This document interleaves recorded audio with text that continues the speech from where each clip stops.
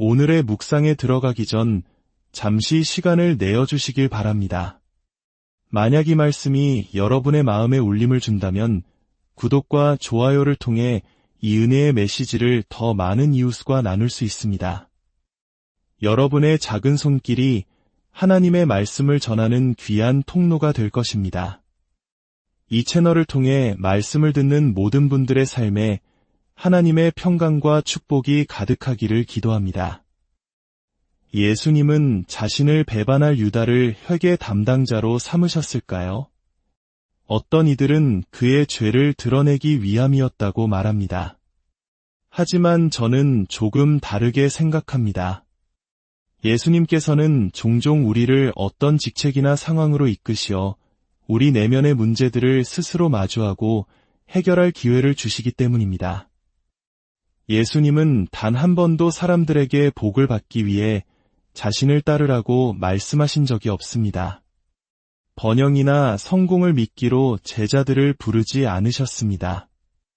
예를 들어 열심당원이었던 제자에게 나를 따르면 위대한 정치인으로 성공하게 해주겠다고 약속하지 않으셨습니다.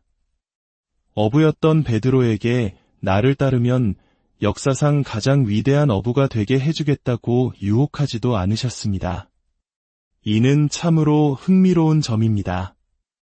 왜냐하면 그분의 나라는 실로 엄청난 축복으로 가득 차 있기 때문입니다. 마치 예수님께서 말씀하신 좁은 문과 같습니다. 하나님 나라로 들어가는 길은 좁고 협착합니다. 예수님 자신이 바로 그 문이십니다. 일단 그 문을 통해 하나님 나라에 들어가면 그곳은 상상할 수 없이 광활하고 풍요로운 곳입니다. 하지만 입구는 오직 하나, 바로 제자도라는 좁은 길뿐입니다. 그것은 십자가의 길이며 세상 사람들에게는 어리석게 보이는 것을 기꺼이 끌어안는 길입니다. 고린도서에서 바울 사도가 말했듯이 십자가의 도는 멸망하는 자들에게는 미련한 것이지만 구원을 받는 우리에게는 하나님의 능력입니다. 여기서 구원을 받고 있는 이라는 표현이 중요합니다. 저는 과거에 구원을 받았고 지금도 구원받고 있으며 언젠가 온전히 구원받게 될 것입니다. 이것이 복음의 핵심입니다. 오늘 우리는 너무나 잘 알지만 그 의미를 깊이 되새겨볼 필요가 있는 한 가지 사건, 바로 가룟 유다의 배반에 대해 이야기하고자 합니다. 저는 수십 년간 이 본문을 읽고 연구해왔지만 최근에서야 그 배반의 배경에 숨겨진 깊은 의미를 새롭게 깨닫게 되었습니다. 마태복음 26장으로 가보겠습니다. 1절과 2절에서 예수님께서는 제자들에게 말씀하십니다. 너희가 아는 바와 같이 이틀이 지나면 유월절이라. 인자가 십자가에 못 박히기 위하여 팔리리라. 그리고 바로 그때 대제사장들과 서기관, 장로들이 예수님을 해할 음모를 꾸미고 있었습니다. 그리고 14절을 보십시오. 그때에 12 중에 하나인 가룟 유다라 하는 자가 대제사장들에게 가서 말하되 내가 예수를 너희에게 넘겨주리니 얼마나 주려느냐 하니 그들이 은 30을 달아주거늘. 이야기의 배경을 깊이 들여다봅시다. 당시 제자들은 예수님께 무엇을 기대하고 있었을까요? 야고보와 요한의 어머니가 예수님께 자기 아들들을 주의 나라에서 하나는 우편에, 하나는 좌편에 앉게 해달라고 청탁했던 사건에서 그들의 속마음을 엿볼 수 있습니다. 그들은 모두 정치적인 권력과 지위를 갈망하고 있었습니다.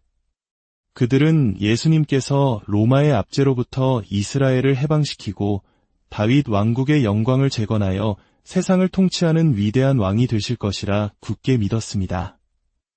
이는 마치 우리 민족이 암울했던 일제강점기에 언젠가 나라의 주권을 되찾아줄 위대한 지도자를 염원했던 마음과도 같을 것입니다. 제자들은 자신들이 그 새로운 왕국의 핵심 인물이 되어 각자 중요한 자리를 차지할 것이라 기대했던 것입니다. 그런데 유다는 언제 예수님을 배반했습니까? 바로 예수님께서 그들의 기대와는 정반대의 길, 즉 성공과 영광이 아닌 고난과 죽음의 십자가 길을 가시겠다고 분명히 선언하셨을 때입니다. 자신의 정치적 야망과 출세의 꿈이 산산조각 나는 순간 그는 예수님을 버리기로 결심한 것입니다. 이기적인 야망은 제자도를 무너뜨리고 우리를 배반의 길로 이끌 수 있는 무서운 함정입니다. 이 이야기에서 더 마음 아픈 사실은 유다뿐만 아니라 모든 제자들이 예수님께서 가장 위태로운 순간에 그분을 버리고 도망쳤다는 것입니다. 베드로는 가장 큰 소리쳤지만 결국 3번이나 주님을 부인했습니다. 유다는 돌아오지 못했지만 다른 제자들 역시 정도의 차이만 있을 뿐 모두가 배신자였습니다. 그들이 꿈꾸던 지위와 명예, 그리고 영향력을 모두 잃게 되었을 때 그들은 비로소 자신들이 예상치 못했던 방식으로 십자가의 의미를 온몸으로 겪어야만 했습니다. 우리 대부분은 십자가를 스스로 만들어내는 고행이라고 오해합니다. 하지만 진정한 십자가는 우리가 예상치 못한 삶의 고난과 역경을 기꺼이 받아들이고 그 속에서 하나님께 순종하는 것입니다. 예수님께서는 스스로 십자가에 매달리지 않으셨습니다. 스스로를 못 박지도 않으셨고 스스로 무덤에서 일어나지도 않으셨습니다. 이 사실을 기억하는 것이 매우 중요합니다. 부활의 생명은 분명 그리스도인의 삶의 목표이지만 그곳에 이르는 유일한 길은 십자가를 통과하는 것입니다. 그것은 매일의 삶 속에서 나의 뜻을 내려놓고 하나님의 뜻에 순종하는 것이며 바로 그 순종의 자리에 부활의 영, 성령님께서 임하시는 것입니다. 부활의 능력은 우리가 원할 때 마음대로 조종할 수 있는 것이 아닙니다.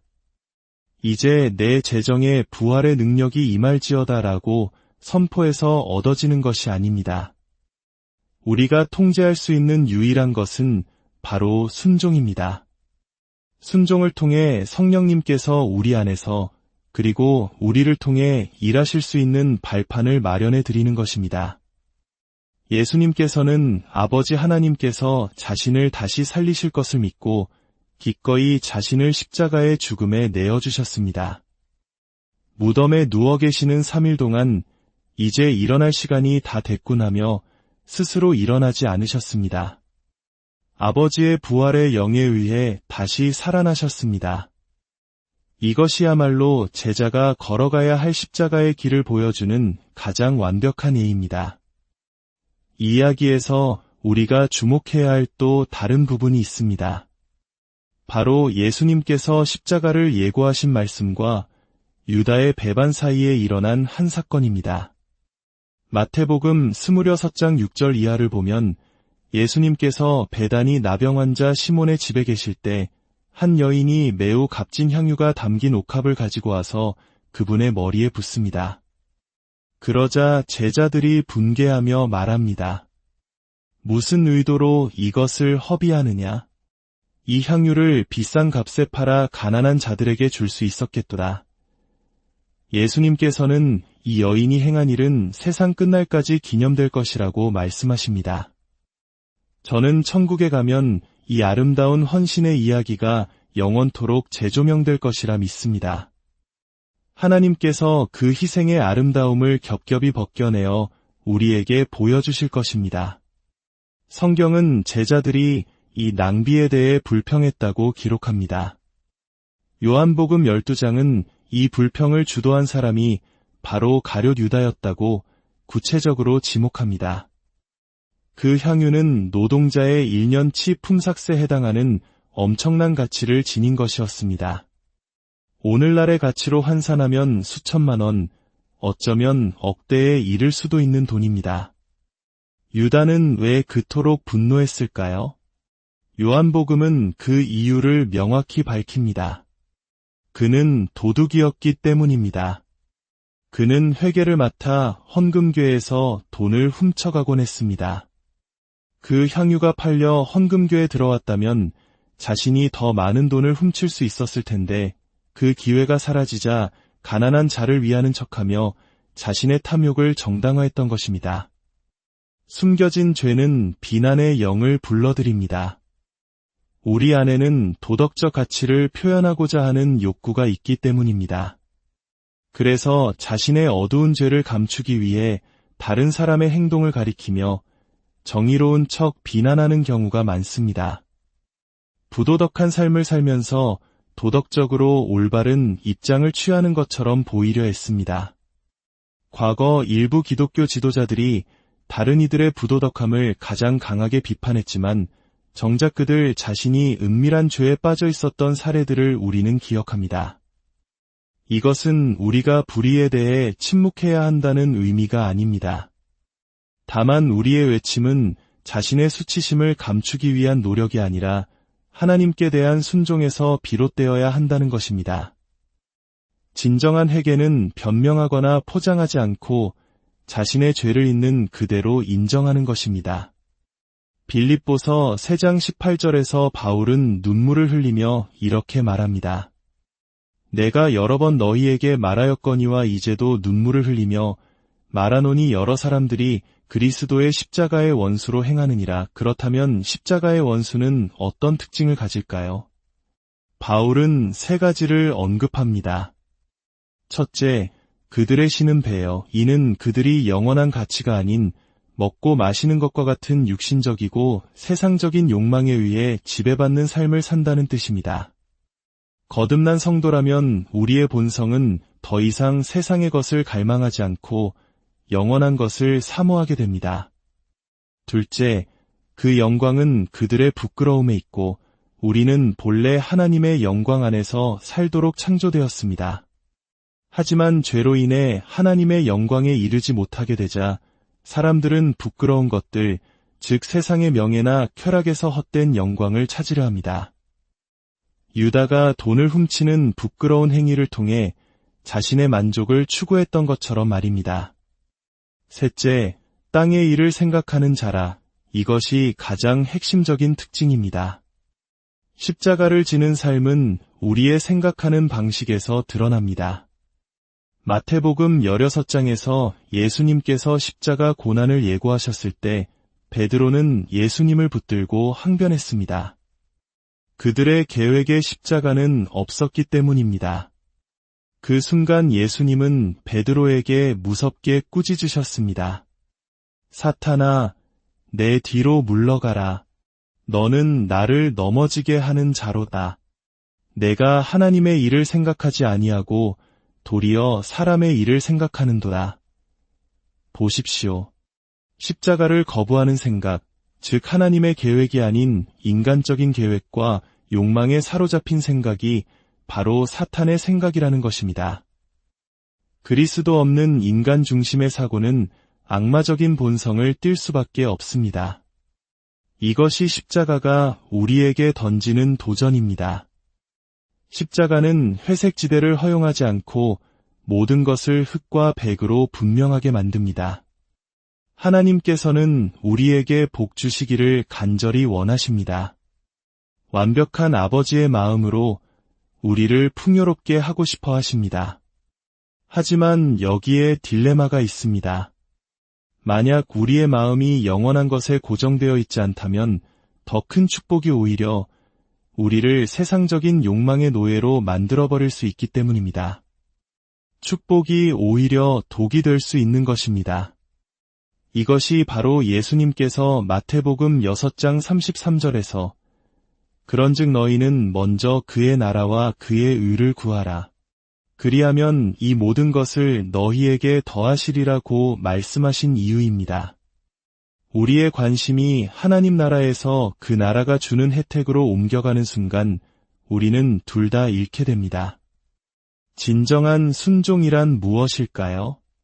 그것은 내가 스스로 해결할 수 없는 상황으로 나아가는 것입니다. 오직 하나님만이 나를 구원하실 수 있고 오직 그분만이 이 문제를 해결하실 수 있는 자리로 나 자신을 던지는 것입니다. 이것은 어리석음을 향한 초대가 아니라 온전한 순종을 향한 초대입니다. 이것이 바로 십자가의 길입니다. 예수님은 우리에게 영생으로 가는 길을 이렇게 제시하셨습니다. 누구든지 나를 따라오려거든 자기를 부인하고 자기 십자가를 지고 나를 따를 것이니라. 누구든지 제 목숨을 구원하고자 하면 잃을 것이요 누구든지 나를 위하여 제 목숨을 잃으면 찾으리라. 사람이 만이론 천하를 얻고도 제 목숨을 잃으면 무엇이 유익하리요. 사람이 무엇을 주고 제 목숨과 바꾸겠느냐. 이것은 가난한 자, 병든 자, 죽어가는 자에게 한없이 자비로우셨던 바로 그 예수님의 말씀입니다. 그분은 우리를 따뜻하게 위로하시면서도 동시에 제자의 길이 무엇인지에 대해 너무나도 분명하고 단호하게 말씀하셨습니다. 십자가의 길은 우리의 가치관을 통과하고 우리의 생각을 지나갑니다. 언젠가 주님 앞에 서게 될 그 영원의 순간을 생각하며 살아가는 것입니다. 우리의 삶은 수많은 것들로 채워져 있습니다. 그러나 그 어떤 것도 영원하지 않습니다. 우리가 가진 소유물, 우리가 이룬 업적, 그 어떤 것도 저 영원한 나라로 가져갈 수 없습니다. 모든 것은 이 땅에서 끝이 납니다. 하지만 십자가는 우리를 건강하게 지켜줍니다. 십자가는 하나님께서 우리 삶에 무언가를 더해주실 때마다 그것이 우리를 교만하게 만드는 것이 아니라 오히려 주님을 향한 우리의 사랑과 감사를 더 깊게 만드는 신비한 통로가 됩니다. 삶의 모든 축복과 도전, 그리고 어려움이 오히려 우리를 주님께 더 가까이 이끌어 마침내 십자가 뒤에 오는 부활의 영광을 경험하게 하는 것입니다. 이것이 바로 믿는 자의 삶입니다. 사랑하는 여러분, 함께 기도하기를 원합니다.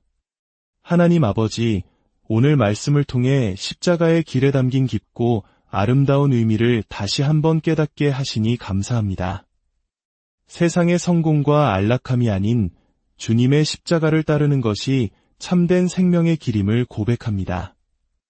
우리의 이기적인 야망과 땅의 일을 생각하던 마음을 내려놓습니다.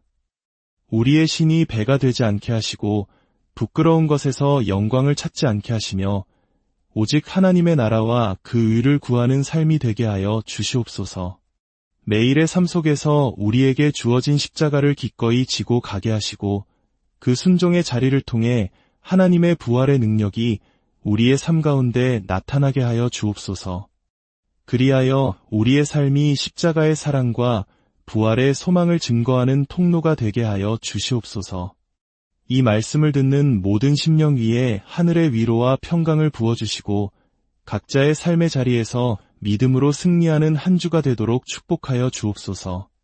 우리를 구원하신 주 예수 그리스도의 이름으로 기도드립니다.